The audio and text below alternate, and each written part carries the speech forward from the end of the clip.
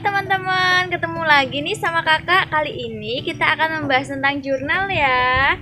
Jadi pembahasan kali ini sangat menarik. Pantengin terus videonya ya. Oh iya teman-teman SMK, sebelum kita masuk materi, kita pahami dulu ya KD-nya. Yang pertama, memahami bentuk jurnal. Yang kedua, memahami konsep debit kredit. Yang ketiga, menghitung saldo normal. Dan yang terakhir, menerangkan sistematika pencatatan. Oh iya, nanti kita juga akan praktek loh. Teman-teman SMK, hal yang pertama harus kita ketahui adalah apa sih itu jurnal? Jurnal adalah formulir khusus yang digunakan dalam mencatat setiap transaksi secara kronologis sesuai urutan waktu tanggal ke dalam jumlah yang harus didebit ataupun dikredit.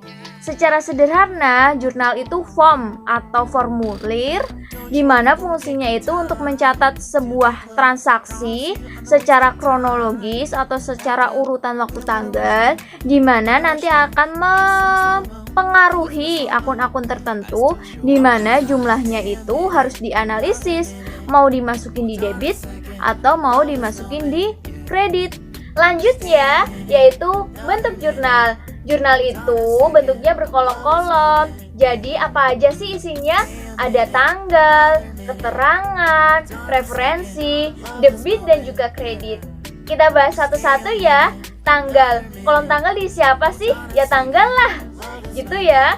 Jadi diisi tanggal dari transaksi itu terjadi, kapan. Kemudian keterangan. Keterangan itu diisi akun-akun yang berpengaruh, mau 2 akun, 3 akun, pokoknya akun-akun yang dipengaruh dimasukin kolom itu.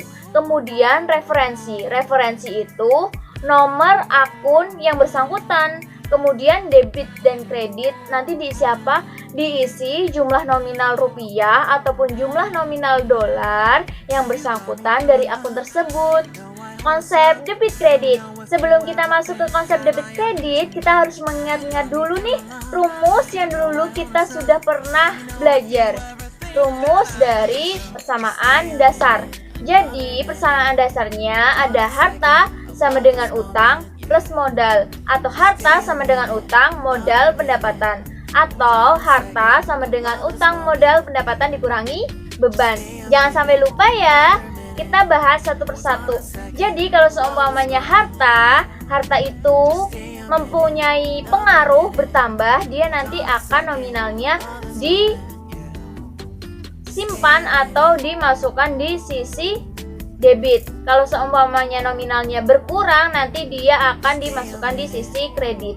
Kemudian kita akan membahas utang, modal, dan pendapatan. Karena mereka berkeluarga, jadi kita langsung membahas ketiga-tiganya ya.